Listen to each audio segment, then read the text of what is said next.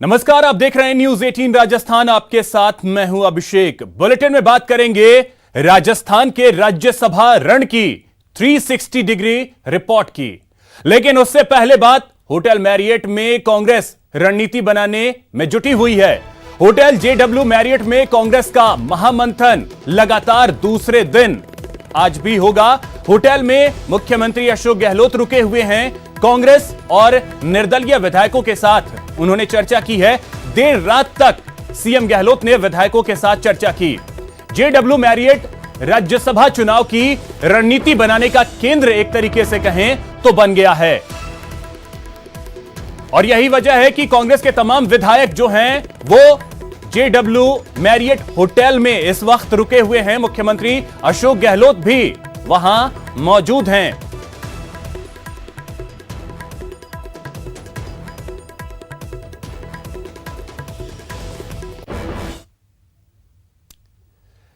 तो चलिए अब बात करते हैं राजस्थान के रण के व्यूह की, जिसे भेदने के लिए कांग्रेस और बीजेपी अपने अपने जुगत में लगी है।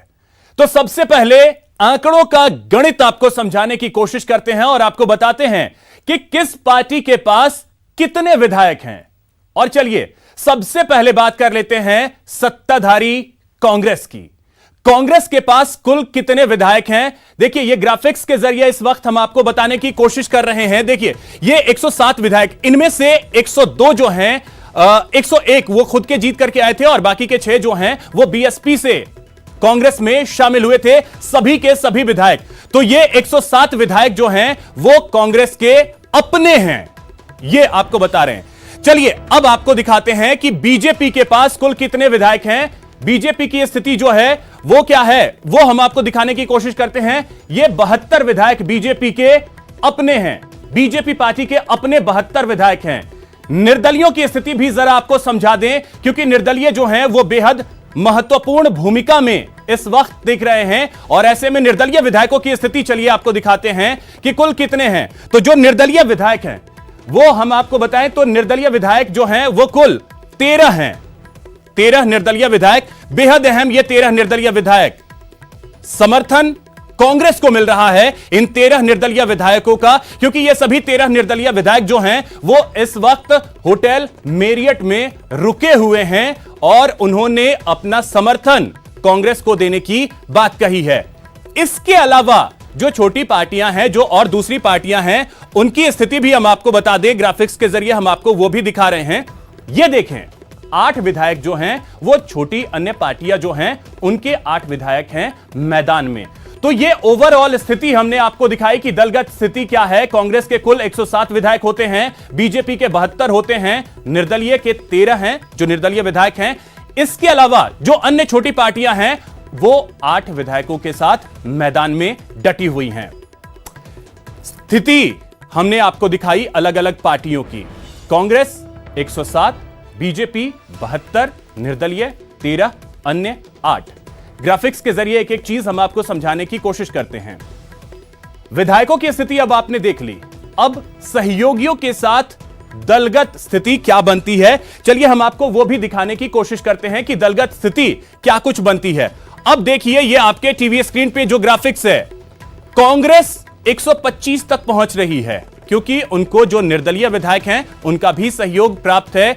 इसके अलावा BTP जैसी छोटी पार्टियां जो हैं उनका भी सहयोग कांग्रेस को मिल रहा है। ऐसे में यह आंकड़ा पहुंच जाता है 125 पे।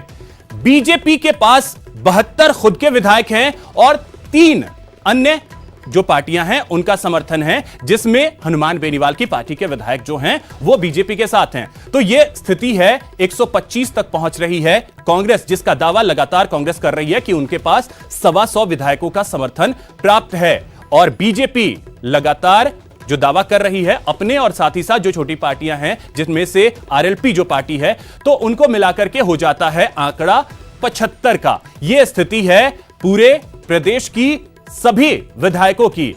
और राज्यसभा के रण को जीतने के लिए जो स्थिति बन रही है उसको भी हम आपको समझाने की कोशिश करते हैं, क्योंकि आप देखें कि 125 जो विधायक हैं वो कांग्रेस के समर्थन में हैं, 75 बीजेपी के समर्थन में हैं, लेकिन हालात क्या बनते हैं, जीत हार का समीकरण कैसे बनता है, वो हम आपको जरा ग्राफिक्स के जरिए समझाने की कोशिश करते हैं। चलिए आपको दिखाते हैं कि एक प्रत्याशी को जीतने के लिए कितने वोटों की जरूरत है राजस्थान में। तो एक प्रत्याशी को जीतने के लिए राजस्थान में कुल 51 वोटों की जरूरत है, क्योंकि आपको बताएं कि जो स्थिति बनती है 200 विधायकों वाला ये सदन है और यहां पर 3 सीटों पर जो वोटिंग होनी है, उन 3 सीटों के लिए स्थिति अगर हम डिवाइड करके देखते हैं तो 51 का आंकड़ा बनता है। लेकिन जो उम्मीदवार इस वक्त आप देख पा रहे हैं, बीजेपी के उम्मीदवार आपके टीवी स्क्रीन पर आपको दिख रहे होंगे, बीजेपी ने 2 कैंडिडेट मैदान में उतार करके इस जो ये चुनाव होना है राज्यसभा का, उसे बेहद रोचक बना दिया है। क्योंकि बीजेपी के पास जो आंकड़ा है वो 51 अपने पहले प्रत्याशी जो कि राजेंद्र गहलोत हैं उनके लिए, और दूसरे जो प्रत्याशी ओंकार सिंह लखावत को मैदान में उतार दिया है बीजेपी ने। शायद यही वजह है कि बेहद दिलचस्प हो गया है यह लड़ाई जो है राज्यसभा का प्रदेश में 2 विधायक। अब कांग्रेस की स्थिति आपको बताते हैं कि कांग्रेस के जो 2 उम्मीदवार हैं, केसी वेणुगोपाल और साथ ही साथ नीरज डांगी। 102 विधायक चाहिए कांग्रेस को जीत के लिए। आंकड़ा हमने आपको पहले ही दिखाया कि आंकड़े किस तरीके से यह बता रहे हैं कि कांग्रेस जीत तो रही है दोनों ही सीटें, लेकिन वजह क्या है कि कांग्रेस को इस तरीके से अपने विधायकों को होटल में शिफ्ट करना पड़ा है। बहुत सारे ऐसे सवाल हैं जिनको आगे हम जवाब के रूप में तलाशने की भी कोशिश करेंगे। तो केसी वेणुगोपाल और नीरज डांगी ये दोनों ही मैदान में हैं कांग्रेस की तरफ से। बीजेपी की तरफ से राजेंद्र गहलोत और ओंकार सिंह लखावत ये चुनावी मैदान में हैं। इन दोनों के बीच जो है वो टक्कर होनी है, क्योंकि पहले प्रत्याशी के तौर पे अगर बीजेपी ने राजेंद्र गहलोत को मैदान में उतारा है तो 51 सीटें 51 वोट तो वहां भी हैं बीजेपी के पास, लेकिन ओंकार सिंह लखावत के लिए 51 वोट कहां से आएंगे? यह बड़ा सवाल है कि 51 विधायक कहां से लाएगी बीजेपी ओंकार सिंह लखावत के लिए, क्योंकि कांग्रेस के पास 125 विधायकों का समर्थन हमने आपको दिखाया। कांग्रेस के जो 2 उम्मीदवार मैदान में हैं, 102 सीट उन्हें चाहिए जीत के लिए, वो हमने आपको दिखा दिया कि कांग्रेस के पास हैं। अब देखिए कि किसके पास कितने वोट मौजूद हैं और कितने वोटों पर किसकी नजर टिकी हुई है। चलिए वो भी हम आपको ग्राफिक्स के जरिए दिखाने की कोशिश करते हैं कि 107 विधायकों के साथ कांग्रेस तो अब 2 सीटों को लेकर के जाती हुई दिख रही है। ये देखिए ओवरऑल स्थिति है, कांग्रेस के पास 125 विधायक हैं, बीजेपी को अपने दूसरे कैंडिडेट को जिताने के लिए 51 वोटों की जरूरत है, 24 उसके पास हैं, 27 सीटें कहां से लाएगी बीजेपी? यह बड़ा सवाल है। 102 की जरूरत बीजेपी को भी है, लेकिन बीजेपी के पास महज 75 वोट ही हैं। तो ऐसे में 51 वोट तो राजेंद्र गहलोत को मिल जाएंगे, बाकी के 24 बचते हैं और 24 के बाद के जो वोट हैं वो बीजेपी कहां से लाएगी? यह स्थिति देखें आप अपने टीवी स्क्रीन पर। 75 बीजेपी के पास हैं, 102 की जरूरत है। तो ऐसे में जो बाकी के 27 बचते हैं वो बीजेपी कहां से लाएगी? क्या वजह थी, क्या माइंड गेम था कि बीजेपी ने दूसरा कैंडिडेट मैदान में उतार दिया?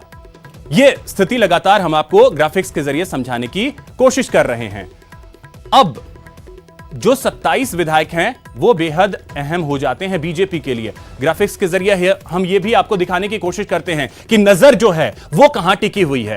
कांग्रेस के कुल वोट जो हैं वो 125 उनके पास हैं, 102 की उनको जरूरत है, 107 उनके खुद के विधायक हैं। इसके अलावा अगर बात कर ली जाए तो 75 बीजेपी के पास हैं, 102 कांग्रेस के पास हैं।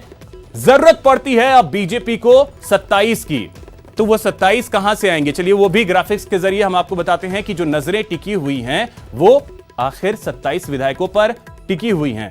देखिए ये ग्राफिक्स के जरिए कि कहां से आएंगे 27 वोट।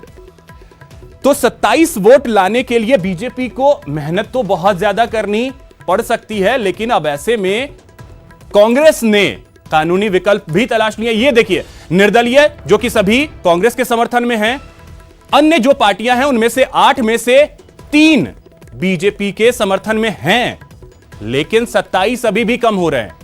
इसी पर हम लगातार देखिए आपके टीवी स्क्रीन पे जो ग्राफिक्स हम दिखा रहे हैं इसमें 27 ब्लिंक कर रहा है। यह 27 ब्लिंक किस वजह से कर रहा है? क्योंकि इतने ही विधायकों की जरूरत है बीजेपी को अपने दूसरे कैंडिडेट को राज्यसभा पहुंचाने के लिए। तो ये 27 कहां से आएंगे? यह बड़ा सवाल है बीजेपी के सामने। क्योंकि कांग्रेस ने अपनी एकजुटता सभी विधायकों को, निर्दलीय विधायकों को होटल मैरियट में ला करके दिखा दी है। अब ऐसे में बीजेपी कहां से लाएगी ये 27 वोट, ये बड़ा सवाल है। यही वोट हैं रण का असली कारण, और यही वजह है कि जो बीजेपी 2 कैंडिडेट मैदान में उतार करके इस चुनाव को रोमांचक तरीके से मैदान में ला करके खड़ी कर चुकी है। और साथ ही साथ आपको बताएं कि जो स्थिति है वो हमने आपको ग्राफिक्स के जरिए बताने की कोशिश की कि क्या स्थिति बनती हुई दिख रही है। अब देखिए 107 कांग्रेस के खाते में, 72 बीजेपी के अपने विधायक हैं। मेरी बाईं तरफ आप देख सकते हैं कि 72 बीजेपी के, 107 कांग्रेस के। अब ऐसे में बड़ा सवाल यह है जो 27 हैं वो बीजेपी को चाहिए ही चाहिए, क्योंकि 102 चाहिए वोट किसी भी पार्टी को अपने 2 कैंडिडेट को जिताने के लिए। तो कांग्रेस के खाते में तो ये हैं, लेकिन बीजेपी जिसके खाते में महज 72 विधायक हैं, अपने 3 का समर्थन उन्हें प्राप्त है। तो ऐसे में 27 विधायक जो हैं, जिसको लेकर के यह पूरा राज्यसभा का रण जो है वो प्रदेश में चल रहा है। यह बड़ा सवाल है कि 27 कहां से आएंगे बीजेपी के वोट के लिए। अब बात राज्यसभा के रण में कांग्रेस के रणनीति की कर लेते हैं। होटल JW मैरियट में कांग्रेस का महामंथन आज दूसरे दिन भी चल रहा है। होटल में मुख्यमंत्री अशोक गहलोत रुके हुए हैं। कांग्रेस और निर्दलीय विधायकों के साथ चर्चा उन्होंने की है। देर रात तक मुख्यमंत्री अशोक गहलोत ने चर्चा की और JW मैरियट राज्यसभा चुनाव की रणनीति का केंद्र एक तरीके से कहें तो वो बन गया है।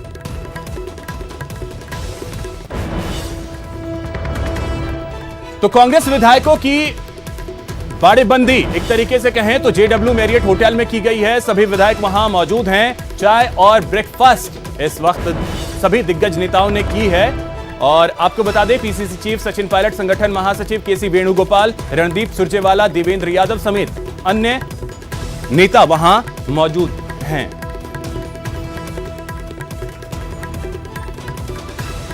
तो इस वक्त हमारे सहयोगी दीपक व्यास जयपुर से सीधे हमारे साथ जुड़ रहे हैं। दीपक, इस वक्त होटल मैरियट के पास से क्या जानकारी निकल करके सामने आ रही है?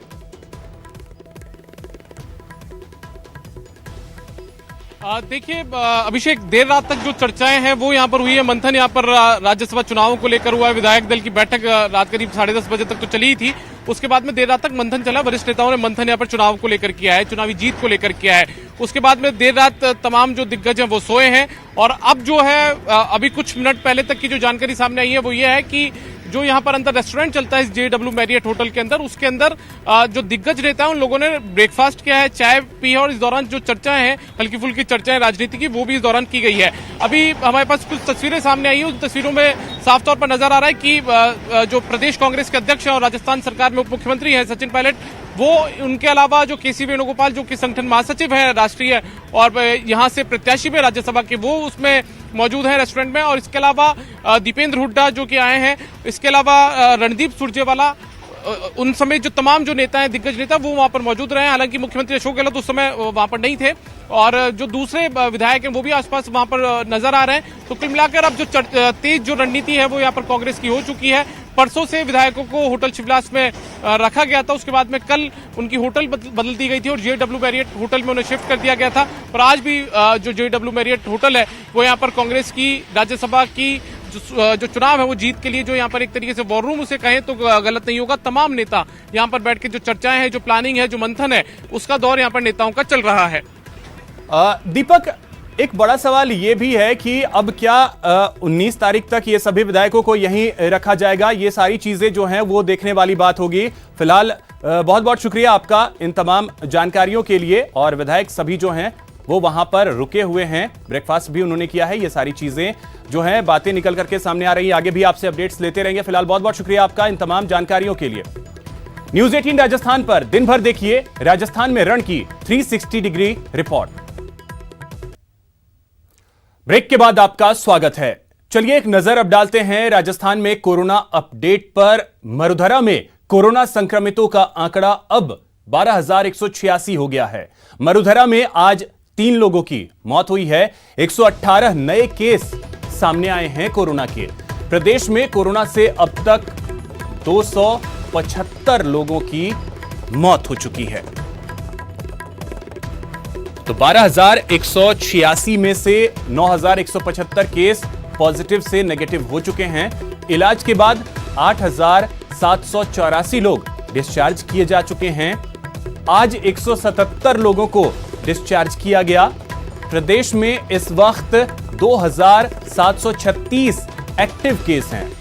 प्रदेश में अब प्रवासी की जो पॉजिटिव संख्या है वो 3,434 हो गई है। ओवरऑल स्थिति आपके टीवी स्क्रीन पर 12,186 मामले अभी तक सामने आए, एक्टिव 2,736, 8,784 लोग ठीक होकर घर जा चुके हैं और मृत्यु जो है वो 275 लोगों की अभी तक कोरोना की वजह से हुई है। चलिए जिलेवार स्थिति भी आपको बता दें। सबसे ज्यादा मामले जयपुर में सामने आए हैं 2,497, जोधपुर में 2,137 और इसी तरीके से अलग अलग जिलों की स्थिति आपके टीवी स्क्रीन पर, जहां मामले कितने कितने सामने आए हैं वो आप देख सकते हैं।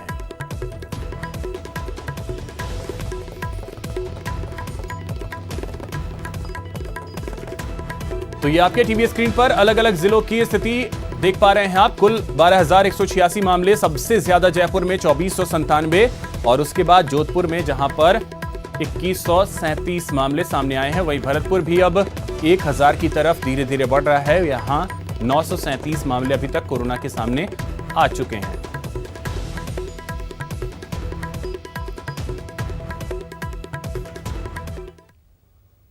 तो कोरोना की स्थिति क्या है और क्या अपडेट है, जानकारी के साथ हमारे सहयोगी सौरभ गृहस्थी जयपुर से, कपिल श्रीमाली उदयपुर से और शाकिर अली कोटा से जुड़ गए हैं। सबसे पहले जयपुर की स्थिति आपसे जानना चाहेंगे सौरभ, क्योंकि जयपुर में भी स्थिति यह है कि लगातार पॉजिटिव मामले सामने आ रहे हैं और अब तो यह भी है कि प्रधानमंत्री भी मुख्यमंत्रियों के साथ चर्चा करने वाले हैं कुछ दिनों बाद। तो ऐसे में कोरोना को लेकर अपडेट के विषय में जयपुर का हाल जानना चाहेंगे। जी बिल्कुल, राजधानी जयपुर में एक भी दिन ऐसा नहीं गया जब कोरोना के नए मामले सामने नहीं आए हों। आज भी राजधानी में अभी की जो रिपोर्ट है उसके अनुसार 19 नए मामले सामने आए। साथ ही 2 लोगों की मौत जो है वो कोरोना के चलते हो चुकी है। अब राजधानी में करीब 2,500 मामले कोरोना के हो चुके हैं। हालांकि अच्छी बात यह है कि कोरोना से रिकवर जो है वो ज़्यादातर मरीज हो चुके हैं और महज 430 मरीज जो हैं वो फिलहाल एक्टिव बने हुए हैं, जिसमें से 100 जो है मरीज हैं माइग्रेंट मरीज हैं जो बाहर से जयपुर में आए थे। लेकिन राजधानी जयपुर में एहतियात लोग बरत रहे हैं। कई जगहों पर सोशल डिस्टेंसिंग की पालना जो है वो अच्छी तरह से हो रही है। साथ ही लोग मास्क लगाकर भी बाहर निकल रहे हैं। लेकिन कुछ जगहों पर ये लगातार शिकायतें आ रही हैं कि लोग मास्क लगाए बिना शहर में घूम रहे हैं, जिसके बाद नगर निगम की टीम जो है वो लगातार कार्रवाई कर रही है। आज सुबह भी सेंट्रल पार्क में नगर निगम की टीम ने अचानक कार्रवाई की और 13 से ज़्यादा लोगों के खिलाफ जो है वो कार्रवाई करते हुए उनसे जुर्माना जो है वो वसूला गया है। जी बिल्कुल कपिल, एक चीज अब आपसे जानना चाहेंगे उदयपुर की स्थिति, साथ ही साथ क्या जब लॉकडाउन था तो बहुत सारी बातें हुई, सोशल डिस्टेंसिंग का हम पालन करेंगे, लॉकडाउन के नियमों का पालन करेंगे, और जैसे ही अनलॉक हुआ लोग लॉकडाउन के नियम को ही भूल गए।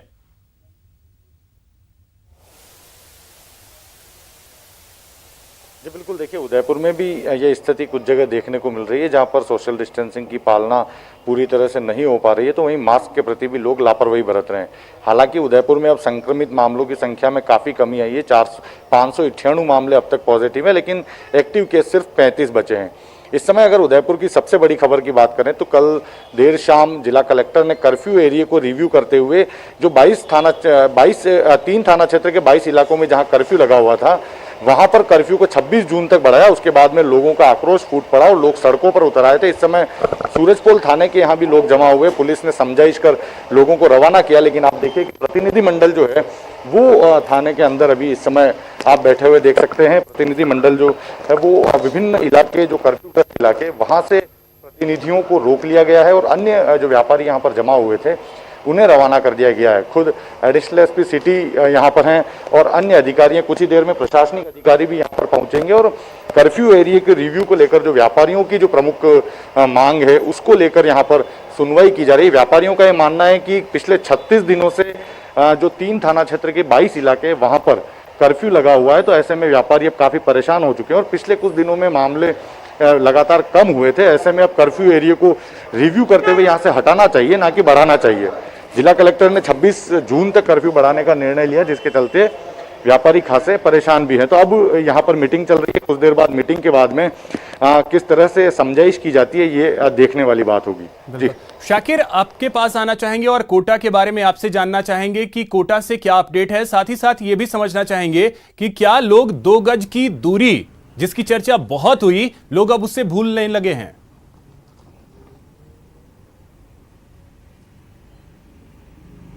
जी बिल्कुल अभिषेक, कोरोना पॉजिटिव रोगियों की बात करें कोटा में, तो कोटा में आज फिर 2 और पॉजिटिव रोगी सामने आए हैं। एक अनंतपुरा इलाके से और एक बुजुर्ग जो है उनकी रिपोर्ट जयपुर में पॉजिटिव आई है।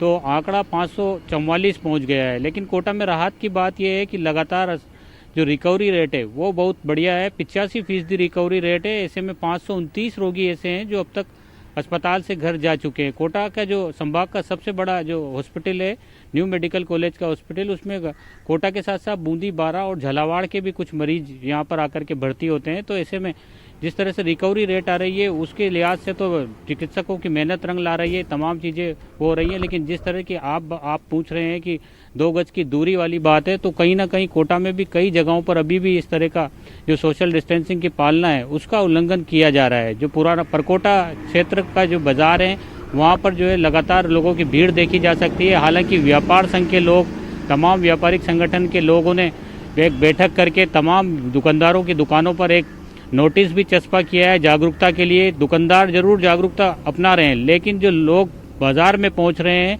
वो सोशल डिस्टेंसिंग की पालना नहीं कर रहे हैं जितनी उनको करनी चाहिए। और यही बड़ी लापरवाही है, क्योंकि जिस तरह से लगातार कोरोना पॉजिटिव रोगियों की तादाद में कोटा में इजाफा हो रहा है, उसमें सोशल डिस्टेंसिंग की पालना ही सबसे बड़ा बिल्कुल उपाय इसका बताया गया है। लेकिन अपनी खुद की सावधानी से ही कोरोना हारेगा और लोगों को ही समझने की जरूरत है। बहुत बहुत शुक्रिया शाकिर, सौरभ और कपिल, आप तीनों का इन तमाम जानकारियों के लिए। तो फिलहाल इस बुलेटिन में इतना ही। नमस्कार।